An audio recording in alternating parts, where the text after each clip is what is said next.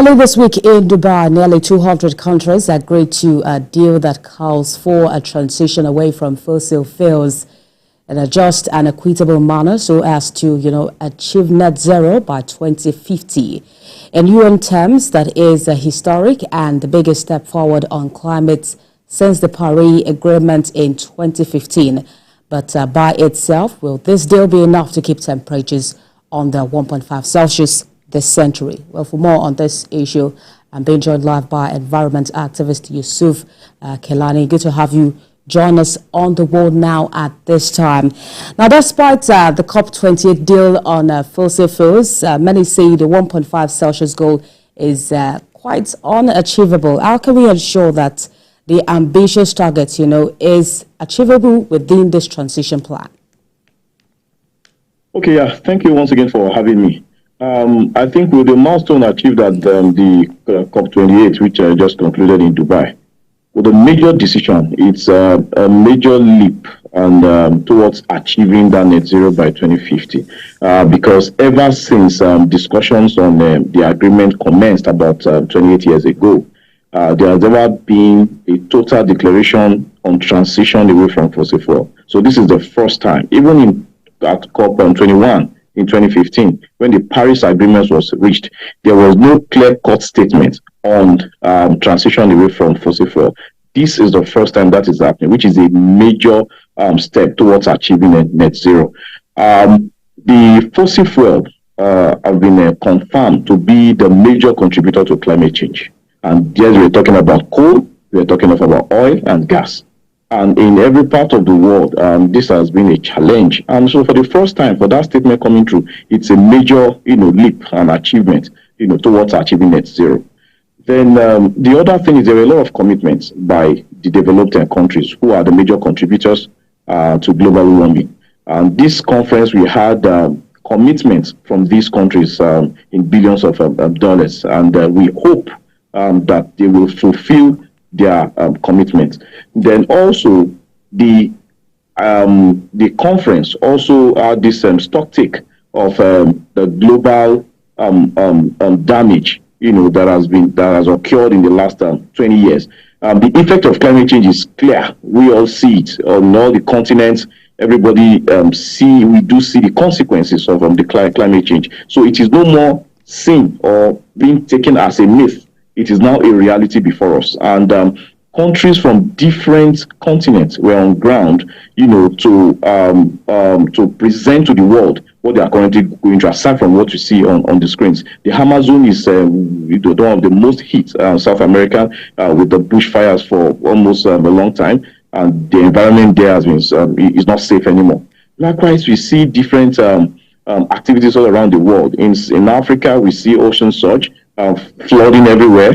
Northern parts of the African continent, we see desertification spreading, we see drought as a result of global warming. Likewise in Asia. So the effect is obvious, and it was actually time for the entire participant, that over 190 countries, to actually face reality, and commit themselves to the mitigation and adaptation strategy. And so we are happy. So from what we saw at the conference, it is a major leap towards achieving net zero by 2050. Okay, Mr. Akilani, what we see on the screen is that we have many nations present, bringing to the fore major issues on climate change. But what are the challenges that you foresee, in ensuring that this deal is implemented in regards to inclusivity and also, achieving fairness amongst these nations? Okay. Yes. At the conclusion of COP27 in Sharm el-Sheikh, there was the establishment of the loss and damage funds. And the challenge that arose after then was how the funds, will be implemented. So the developed countries wanted the funds to be domiciled in the World Bank in the United States, and while the developing countries want the United Nations to create another agency that will administer the funds so that there will be access and unhindered, access to that funds. And at this conference, there was an agreement, on that. But just like you asked, in 2015, when the Paris Agreement was reached, we believed that things will go as planned. But along the way, in 2020, first was the United States election that brought in Trump, who backed out of that agreement, which was a major hit on that agreement. And, the world powers, once, because when we are talking about climate change agreement, it's about the economic might, the potentials of these countries. So the moment US backed out, Russia backed out, China backed out, Germany backed out, it was a major challenge. Then in 2020 came COVID as well. COVID suddenly became the number one international catastrophe that was being discussed.